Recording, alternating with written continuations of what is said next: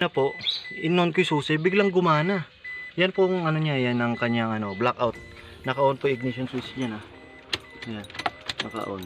Ngayon, nag po ako na, ayan lang po sumisindi sa kanya. Ayan. Ngayon,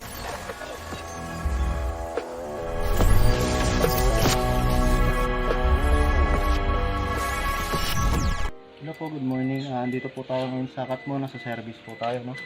Dito pa rin po, ito po yung ginawa po natin ng Fortuner na panel gauge.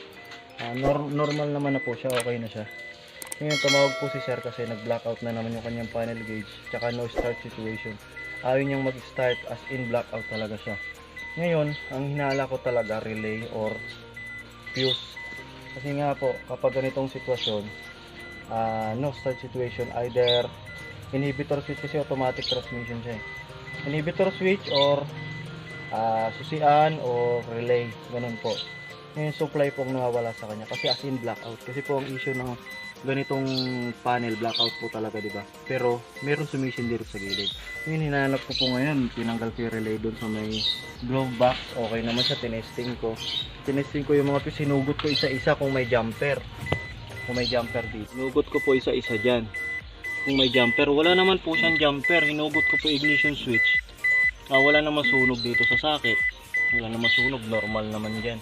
Yung mga socket, yung mga connection, intact naman. Ngayon, nung kanina po, inon ko yung susi, biglang gumana. Yan po ang ano niya, yan ang kanyang blackout. Naka-on po ignition switch niya na. Ayan, naka-on. Ngayon, nag po ako na, ayan lang po sumisindi sa kanya. Ayan. Ngayon po, nag-decide ako na i-check yung mga main fuse dito. Chinek ko po yung mga main fuse dyan hanggang sa yun. Chinek ko to. Ito kasi glow plug to tsaka starter eh. Chinek ko tong pinaka main fuse. Tingnan nyo po ginawa. Tingnan nyo po yung ginawa. Nakita nyo po ito? Nakita nyo yan? Ito. Yan. Yan, nakita nyo po yan. Putol oh. Putol po yan. Yan pag pinagdikit ko siya.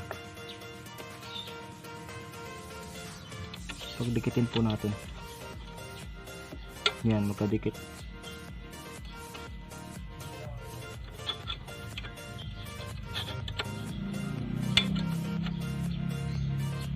Yan, magkadikit siya ngayon, no? Ito nyo. Magkadikit siya. Tingnan nyo po yung panel. Yung panel, o, diba? O, okay naman ngayon. Nako, wag nyo pong gagawin yan, mga sir. Kawawa naman po yung customer natin. Kasi po, diesel ito eh. Matic pa, hindi po makukuha sa kadyot. Kaya yung mga electrician po, kaya mga mekaniko, ano nyo naman po, ayusin nyo naman. Kung kaya nyo naman pong hinangin nyo, kung di nyo po mapapalitan itong buo. Kasi yung customer po yung maabala talaga. Maling-mali po yan. Tingnan nyo, pinagdikit lang, di man lang hininang. Kasi kung ito po ay naputol, isipin nyo po kung ito po ay putol, ganito po itsura na yan eh.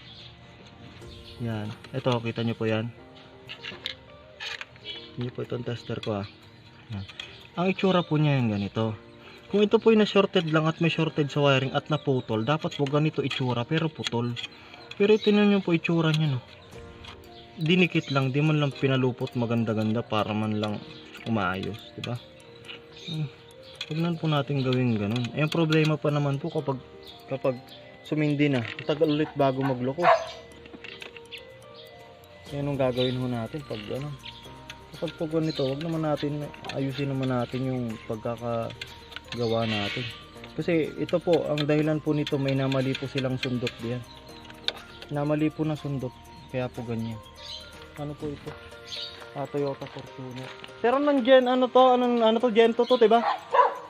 Gen 1. Gen 1 po ito, Gen 1. Gen 1 na Fortuner. Kaya yun, ayusin lang ho natin to at tingnan natin sa loob kung mag-okay na. Kaya yun. Ignition po siya, ignition. Kaya sige po, ayusin po natin. Yan po nakasaksak na po yung panghinang natin. Yan po, nilagyan ko na siya ng paste. Nilagyan ko na siya ng soldering paste. Ito. Lagyan ko na siya soldering paste. Ito. At hinangin na lang po natin siya. Katulad po ng iba na to, nakahinang. Ayan, nakahinang. Kung talagang malala na po sira, talagang hindi na kayang hinangin, tsaka po natin papalitan. Pero ito naman, kaya naman. Doon nga po sa nakadikit lang siya, nagpo-contact, eh pa kayo nakahinang. Hinangin po natin siya.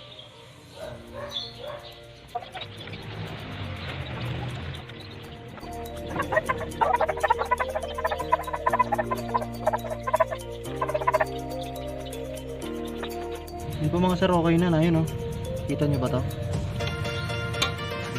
Ano na po natin siya. Dugtong na natin siya yun.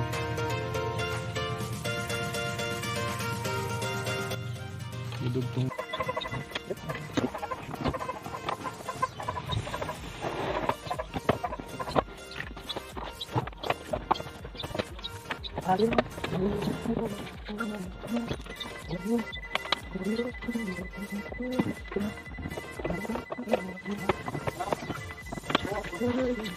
Po no, troubleshoot po natin ng mga nasa wala pang isang oras yung problema. Yan. Okay na. Hindi na. Hindi po no start siya eh. So, ayaw mag-start. Ayos. Mandar na. Meron naman lahat. Okay na, mandar na po. Kanina no start talaga eh. Pagdating ko blackout.